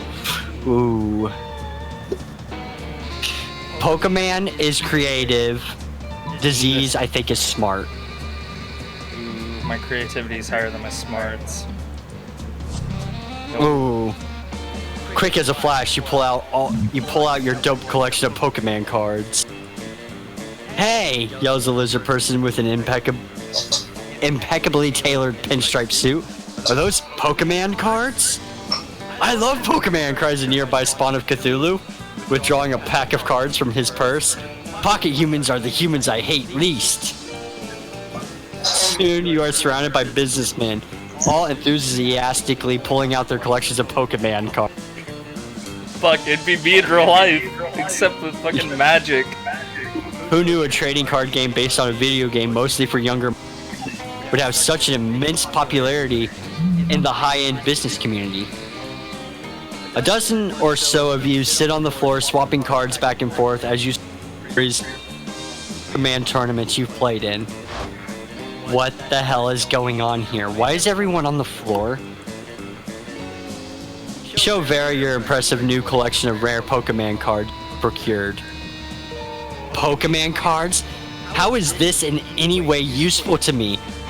And aren't real. I need business cards to get real business contacts. And not only did you not get any business cards, now I won't be able to either. Well, we'll put it in perspective this way. Technically, I just gained all their trust. I could have got all the business cards. Exactly. You know how I know how you Poké nerds roll. Once you get started, it's impossible to get you to stop. Oh my god, we're getting Neko. It's from Nick. Nick. You motherfucker. I might as well just go home at this point. Once again, children ruin everything. You start to launch into your trademark tirade about how Pocket Monsters Pocket Monsters? Pocket Humans merchandise isn't just for children. But it's too late. Vera's gone, and with her, -2 boldness and -1 fun. Oh, was that other one boldness? It might have been. Fuck. Speaking of which, that day you visit the bathrooms to take a number 2. Don't worry, there won't be an illustration for that specific moment. Thing is, you make one of the boldest decisions in your life. You don't put paper on the toilet seat before using it. Look at you, you crazy bastard. You gain +2 boldness and probably +1 staphylococcus with a slight chance of +1 STD. Suddenly, you smell the distinctive odor of rotten eggs, nail polish remover, and chocolate syrup. This smell can only mean one thing. You kick open the door of the stall to find... Yo, what's up? Did you come to try my latest batch of toilet wine? My normal tasting group isn't here yet, probably because they're all dead. I've never let that stop me from getting drunk, though, so it's really no excuse. You know, I expected my toilet wine to be a lot popular in school. I mean, I'm selling wine at a high school. You'd think kids would be lined up around the block. But my only repeat customers are a couple of homeless dudes and Barry the masochistic swamp monster. And you! You're here to try it too, right? No? Oh, then you must be here to help me with marketing.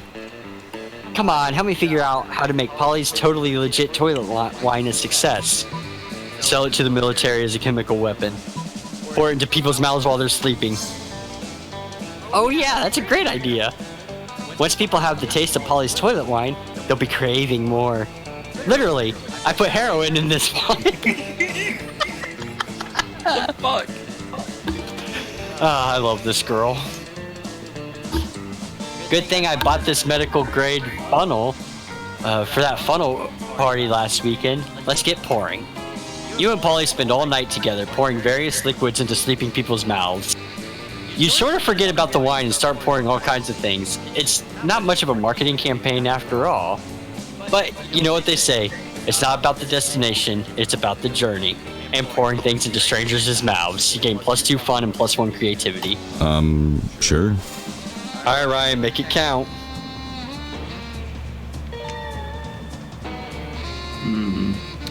I'm gonna get You're smart as rejected again. fuck. I don't know. I have a feeling I'm just gonna get rejected again. You just gonna go stag then? Nah. Ryan's a dragon. Rawr. It's just the most monotone, just rawr. That day while rehearsing for the class play, you totally forget your lines. It's terrible. But you don't let that get you down. You start improvising all your lines. And it's marvelous. Somehow it enhances the pathos of the play in unexpected ways. And that's saying something, since half of your improvisation is a rap battle against your inner fears. You gain +2 creativity. You're daydreaming about how Damien would look walking down the aisle towards you. When you see Damien walking down the aisle, hallway, towards you. Yo, so listen, don't be uncool about this or make it a big thing, but I think you're pretty rad. Like, maybe even as rad as I am. So I thought it might be sweet if we could, you know, do some crime together. Would you be into that? I mean, could you even fucking handle that? He can get that yes. Of course you could, and would, and should. What kind of crime are you into these days? Quick, suggest the most badass and romantic crime for an excellent date with Damien. Tax fraud and light treason. Dinner and a movie. Only the dinner is arson, and the movie is also arson. Ryan, you know what the answer It is. Oh, not so bold. Arson and arson? Sounds like my kind of night. Damien picks you up and presents you with a bouquet of matches and lighters, which you blush and happily accept. So Ryan, who's the top in this situation? I don't know. It's been going back and forth. You seem demurely, or you smile demurely as Damien pulls out your chair for you, and then sets it on fire. You confidently order off the menu for both of you before setting both menus on fire. After a delicious meal, the two of you flirtily squabble over whose absolute pleasure it would be to pick up the check, as flames rage high all around you. Ready to head out for more arson? Heck yeah, you are. The two of you head to a movie, immediately setting your ticket stubs on fire. You take your seats and set the row in front of you on fire. But halfway through the movie, the flames start to subside, and you quickly jump up to add literal fuel to the fire. Soon, the flames have engulfed the screen, fulfilling your promise for more arson. But Damien doesn't look pleased. What the hell? I was watching that. The boy met the girl. The boy lost the girl. How will I ever know if he ever gets the girl back? Fuck. Good point. Apparently the film was more compelling even than more arson. You don't know if the boy will get the girl, but looks like you might not get Damien. You lose 2 smarts and 1 charm. You might still be in a good running for Damien. All right, Brandon, pick your... Hi.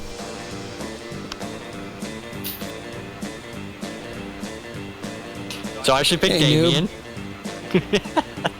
It's party time!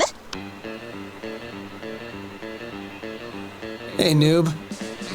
Hey, noob. Alright, here we Let's go. do Moments this. of truth. You finally pluck up your courage and ask your beloved to go to Monster Prom with you.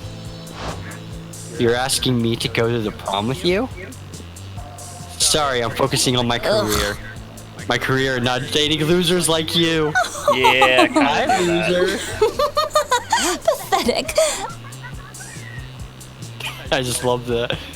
loser. After that, you were forced to abandon your home and join the underground society of people who couldn't get a date for Monster Prom, which is a fancy way of saying you had to live the rest of your life in the fucking sewers. Gross. Sure. Alright, Ryan. By the pluck of your courage, blah blah blah. Prom? With you? How can I put this delicately? Fuck no.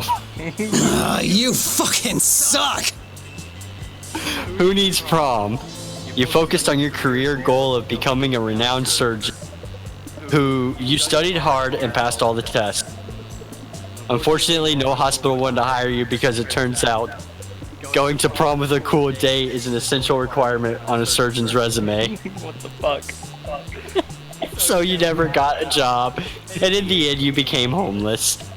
Don't even dare to think the Monster Prom isn't important. So, is he living with you? Yep. Flying Hey, plug. I'm the Yes! gutter, not the sewer. Yas!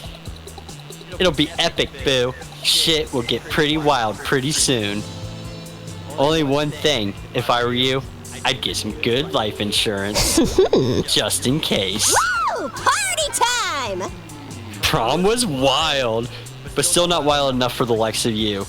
So close to dawn, you decided to keep partying by improvising a dope after party at an abandoned manor house. You partied with a group of classmates for days. Over time, people came and left, some even died from too much partying. At one point, one of the deities of partying hard appeared, summoned by the deaths of your peers, which turned out to be a sacrifice to him. He declared you his heralds and bestowed upon you supernatural rad party powers like endless confetti, whatever that means. Then he joined you, and you all kept partying for another entire week because that's how you roll.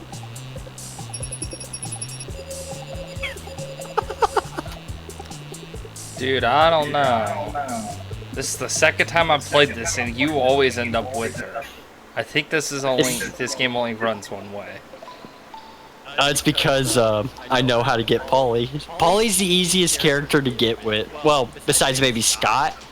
But I think Scott and Polly are the easiest. I think Vera is one of the... The mermaid is pretty simple. Damien, I don't know about Damien. But hey, I mean, he was voted to have the sexiest horn. Alright, here we go. I was voted most likely to start a cult. Here we go.